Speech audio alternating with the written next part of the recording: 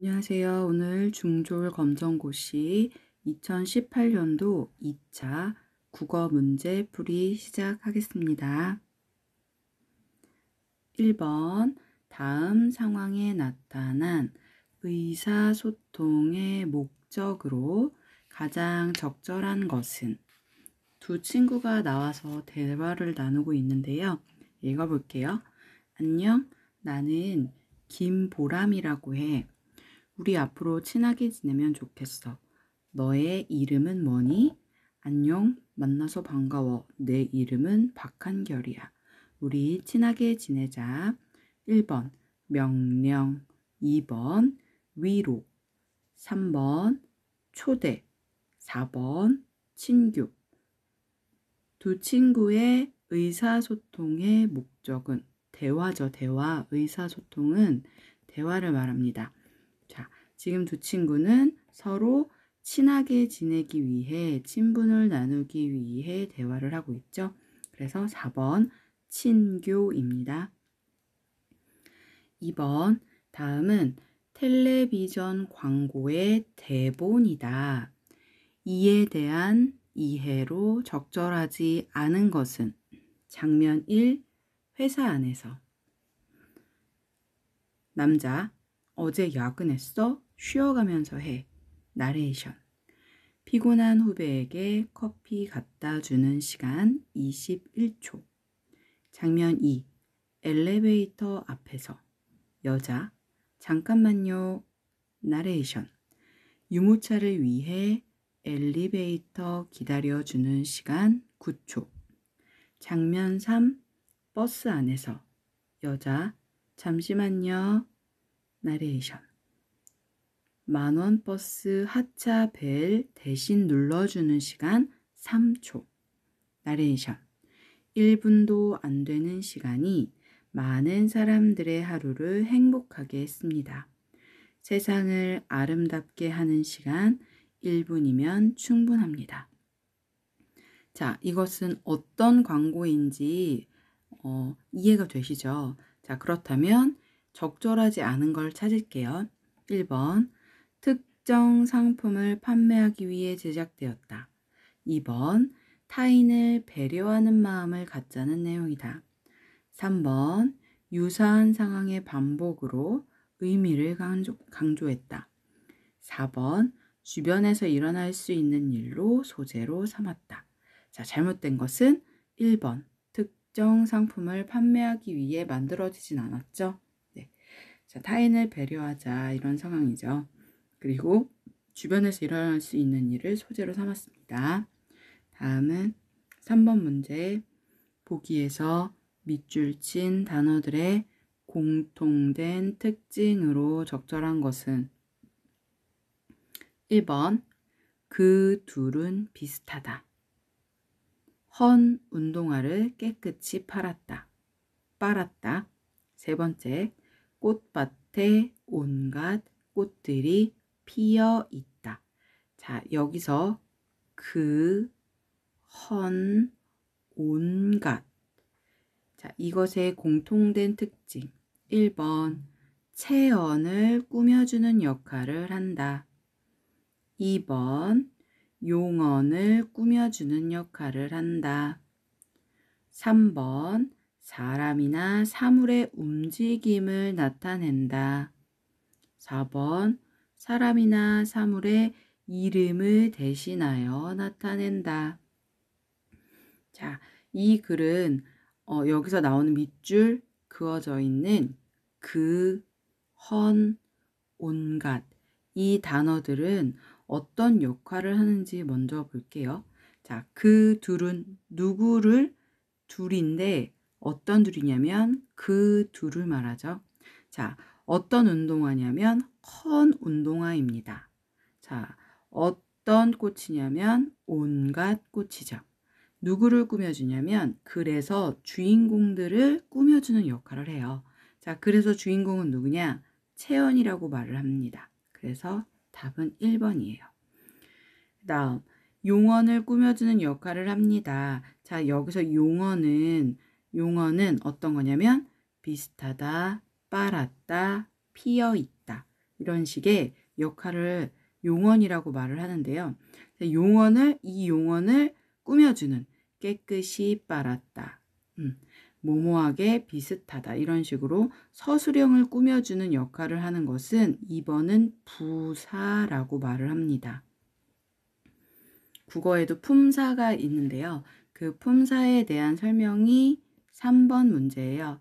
자, 품사는 각각 문장 안에서 어떤 역할을 하는지 지정되어 있어요. 그런데 2번 용언, 즉 용언은 서술어의 역할을 하는 아이들을 꾸며주는 게 부사죠. 다음 3번 사람이나 사물의 움직일 동을 써서 동사라고 말을 합니다. 그리고 4번 사람이나 사물의 이름을 대신하여 나타냅니다. 그래서 이것은 대명사라고 말을 해줘요. 네, 자, 이렇게 해서 품사 문제의 3번 문제를 풀어보았어요. 답은 1번입니다. 4번 문제, 다음 설명을 참고할 때 음절의 끝소리가 다른 단어는, 자, 4번 보기 먼저 볼게요. 우리말에서는 기역, 니은, 디귿, 리을, 미음, 이응 7개의 자음만이 음절의 끝소리로 발음된다. 그 이외의 받침은 7개의 자음 중 하나로 바뀌어 발음하는데 이를 음절의 끝소리 규칙이라고 한다. 자, 그러면 읽어볼게요. 발음을 먼저 보는 문제입니다. 자, not 어떻게 읽냐면 not 이렇게 읽어요. not 디귿 받침.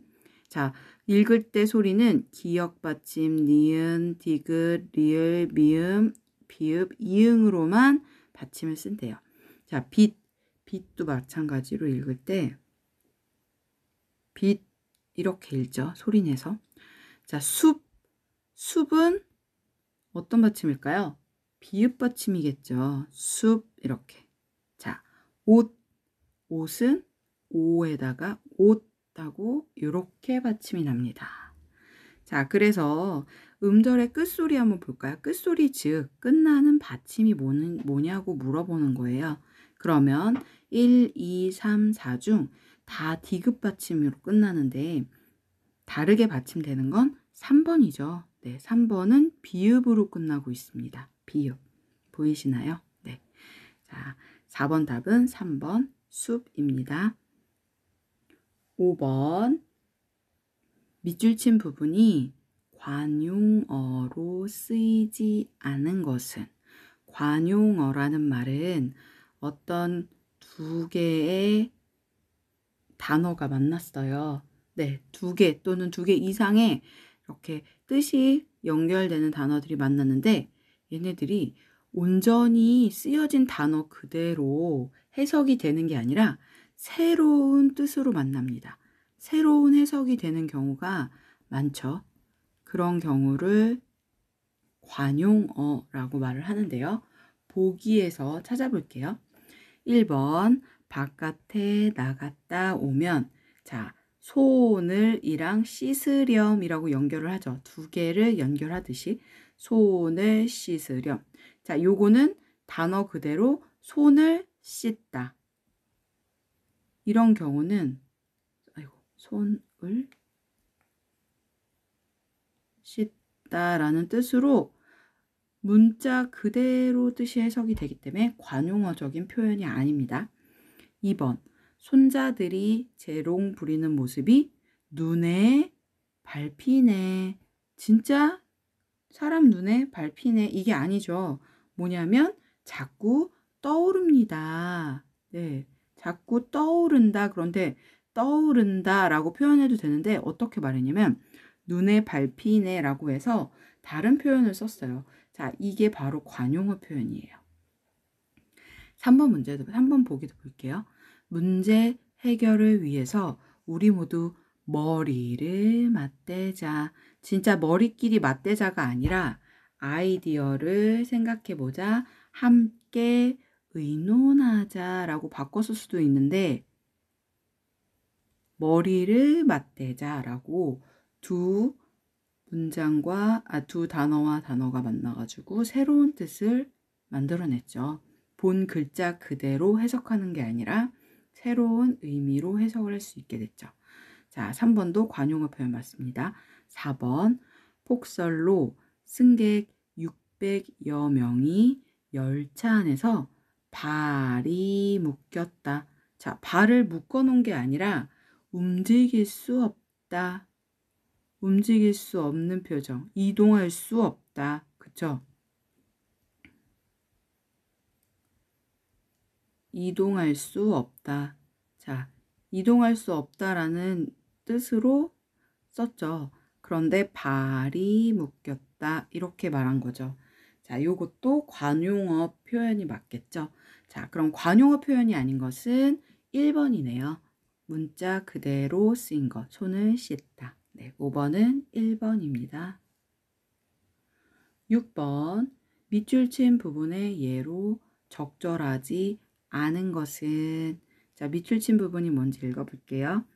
주어가 다른 사람이나 대상에게 동작을 행동하게 하는 것을 사동이라고 하고, 이를 나타내는 문장을 사동문이라고 한다. 자, 사동이라는 뜻에 대해서 나왔어요. 사동. 주어가 다른 사람, 다른 대상에게 동작하게끔 행동하게 하는 것. 네, 이거 시키는 느낌인 거죠. 시키는 문장 볼게요. 형이 팽이를 돌렸다. 맞죠? 형은 팽이를 돌아가게 만든 거니까 얘도 맞죠. 그 다음 2번. 엄마가 아기를 품에 안았다. 엄마가 아기에게 시킨 게 아니죠. 아기를 품에 안게. 3번. 나무꾼이 사슴을 나무 뒤에 숨겼다. 4번. 언니가 동생에게 신발을 신게 했다. 자, 여기에서 잘못된 거, 사동문에 해당하지 않은 것은 2번. 엄마가 아기를 품에 안았다. 자, 이런 문장 뭐라고 하냐면요. 주동문이라고 합니다. 엄마 스스로 사동의 반대인 말이거든요. 주동문입니다. 자, 엄마가 아기를 품에 안았다. 주동문이죠. 네. 엄마 스스로 아기를 안은 거죠. 아기를 안게 시킨 게 아니죠.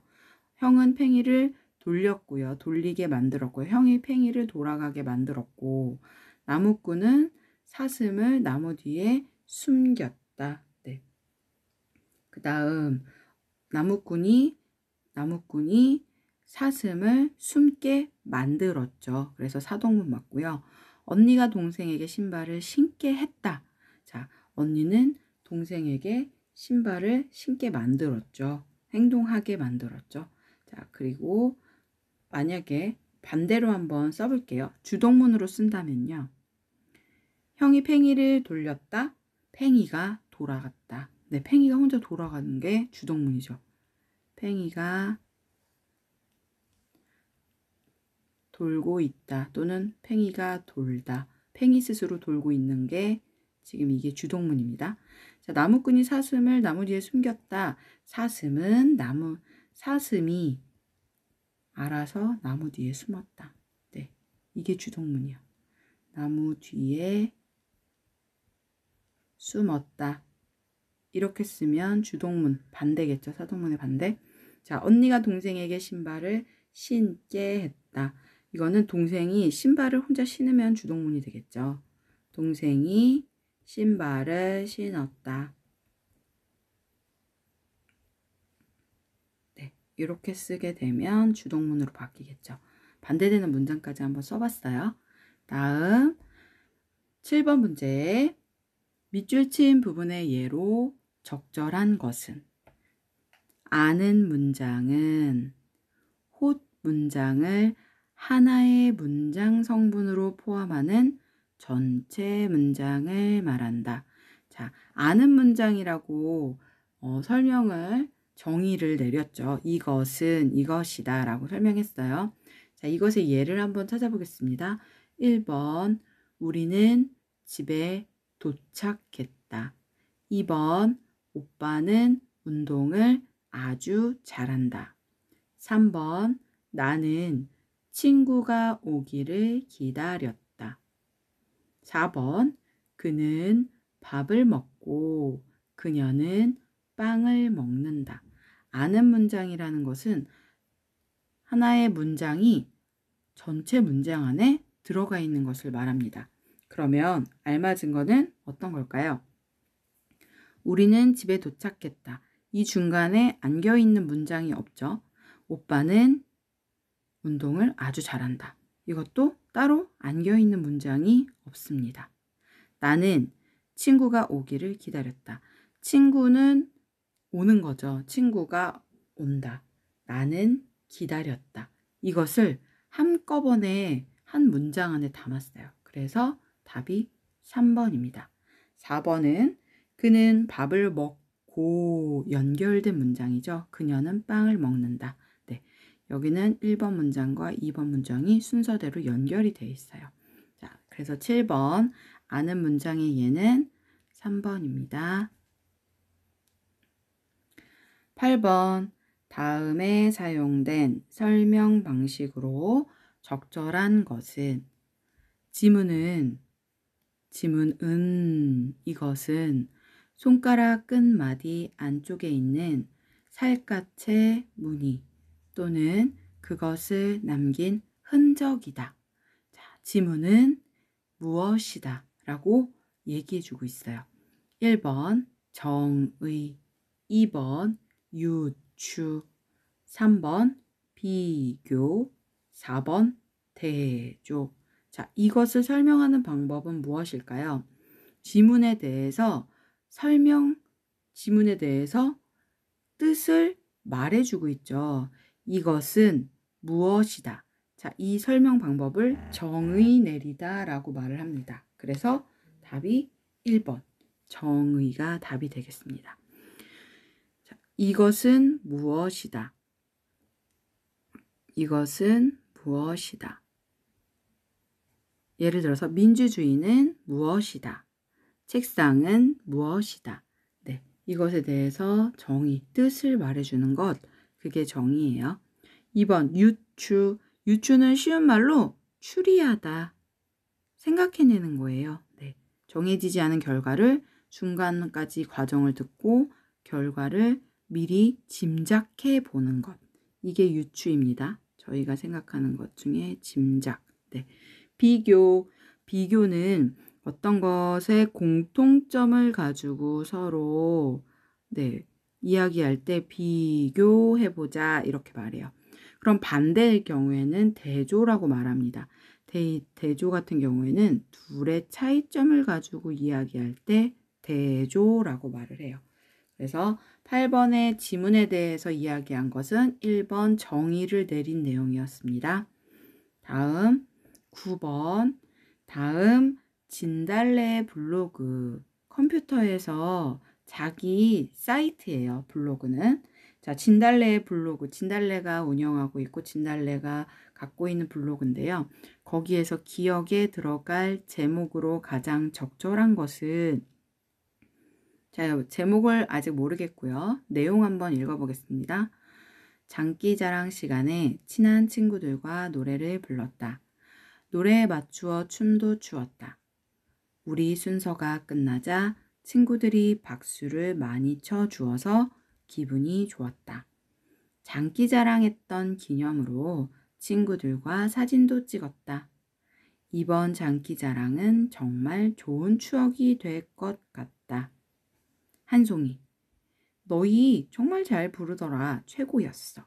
자, 요렇게 내려온 거 한송이라는 친구가 진달래 친구의 글을 보고 이렇게 내는 건 댓글을 단 거예요. 댓글. 그런데 한송이의 칭찬에 진달래가 다시 또 댓글을 달았죠. 네, 대답해 준 거죠. 칭찬해 줘서 고마워 이렇게 얘기하고 있어요. 자, 이것에 들어갈 제목입니다. 장기자랑 시간에 있었던 일이죠. 1번 나의 첫 독창회, 2번 노래를 잘 부르는 방법, 3번 나의 가족 사진을 찍은 이유, 4번 추억으로 남을 장기자랑. 자, 알맞은 건 뭘까요? 지금 네, 추억으로 남을 장기자랑에 대해서 얘기하고 있죠. 그래서 답은 4번입니다. 자, 10번 문제. 다음은 글을 쓰기 위해 작성한 개요표이다. 기억에서 리을 중 적절하지 않은 것은 제목, 대중과 함께하는 팬클럽 문화. 처음, 기억, 팬클럽 문화의 발생과 걸어온 길. 중간 부분, 오늘날 팬클럽 문화의 부정적인 모습. 니은, 세대 간의 공통적인 대중문화 공유. 경쟁 연예인에게 악성 댓글을 다루는 문화 발생. 디귿, 오늘날 팬클럽 문화의 긍정적인 모습. 다양한 사람들에게 다양한 대중문화 소개. 연예인과 함께하는 기부 문화의 확산. 리을, 끝부분. 대중문화로서 팬클럽 문화가 나아가야 할 길. 자, 이 내용 중 기억에서 리을을 봤을 때 적절하지 않은 것, 내용에 좀 맞지 않은 부분이 있습니다. 자, 어떤 거냐면 니은 부분이죠. 어색한 부분이. 네, 부정적인 모습을 말해주세요 했는데 세대 간의 공통적인 대중문화를 공유하재요. 자, 이거는 긍정적인 모습에 더 어울리는 거죠. 그래서 배치가 잘못됐습니다. 그래서 10번 답은 2번 니은이 되겠습니다. 자, 다음 11번에서 13번 문제는 시 문제입니다. 자, 안도현 시인의 우리가 눈발이라면 이라는 시예요. 한번 읽어보겠습니다. 우리가 눈발이라면 허공에서 쭈삣쭈삣 흩날리는 진눈깨비는 되지 말자. 세상이 바람 불고 춥고 어둡다 해도 사람이 사는 마을 가장 낮은 곳으로 따뜻한 한방눈이 되어 내리자. 우리가 눈발이라면 잠 못 든 이의 창문가에서는 편지가 되고 그이의 깊고 붉은 상처 위에 돋는 새살이 되자. 자, 우리가 눈발이라면 어떻게 하자라는 의미가 담겨 있는 시죠. 11번 위 시의 화자, 말하고 있는 사람, 시에서 말하고 있는 사람이 얘기하고자 하는 바로 가장 적절한 것은, 말하고자 하는 바로 가장 적절한 것은 1번 경쟁에서 살아남기 위해 노력하자. 2번 건전한 사회를 위해 질서를 지키자. 3번 타인과의 갈등을 합리적으로 해결하자. 4번 힘든 일을 겪는 사람을 외면하지 말자. 자, 11번 화자가 말하고자 하는 건 뭘까요? 그렇죠. 힘든 일을 겪는 사람을 외면하지 말자. 이 얘기죠. 그래서 11번 답은 4번입니다. 자, 12번 문제 볼게요. 기억에 나타난 심상은 기억, 허공에서 쭈삣쭈삣 흩날리는. 자, 허공에서 쭈삣쭈삣 흩날리는 이 표현은 보는 걸까요? 맛을 보는 걸까요? 들은 내용일까요? 아니면 냄새일까요? 네, 허공에서 날리고 있는 모습을 보고 있는 거죠. 자, 심상이라고 하는 것은 표현법입니다. 어떤 표현이냐? 보는 것이냐? 후각. 뭐 이런 식으로. 눈으로 봤냐? 시각. 냄새를 맡았냐 하는 것? 후각. 이런 거죠. 자, 그렇다면 허공에서 쭈삣쭈삣 흩날리는 이 내용은 1번 미각적 심상이다. 2번 시각적 심상이다. 3번 청각적 심상을 나타냈다. 4번 후각적 심상이다. 자, 이것에 알맞은 것은 보고 있는 내용이죠. 보고 있는 것처럼 표현을 했죠. 허공에서 흩날리고 있대요. 그렇다면 이것은 시각이겠죠. 그래서 답이 2번입니다. 3번 니은과 함축적 의미가 유사한 것끼리 묶인 것은. 자, 따뜻한 한방눈이 되재요. 따뜻한 한방눈. 따뜻한 한방눈이 되자. 그러면 지금 시를 쓴 사람, 시의 화자가 목표로 하고 있는 거죠. 얘기하고 싶어 하는 것. 그것과 알맞은 내용. 1번 눈발 상처. 이 의미 아니죠. 2번 허공, 바람. 이것도 알맞지 않은, 어울리지 않죠. 3번 마을 창문가. 이 내용도 아니에요. 편지가 되고 3살이 되자, 한방눈, 따뜻한 한방눈이 되자. 같은 의미죠. 그래서 답은 4번입니다. 네. 자, 여기까지 문제풀이 1부로 마치고요. 2부 국어, 검정고시 14번 문제부터 다시 풀이하겠습니다.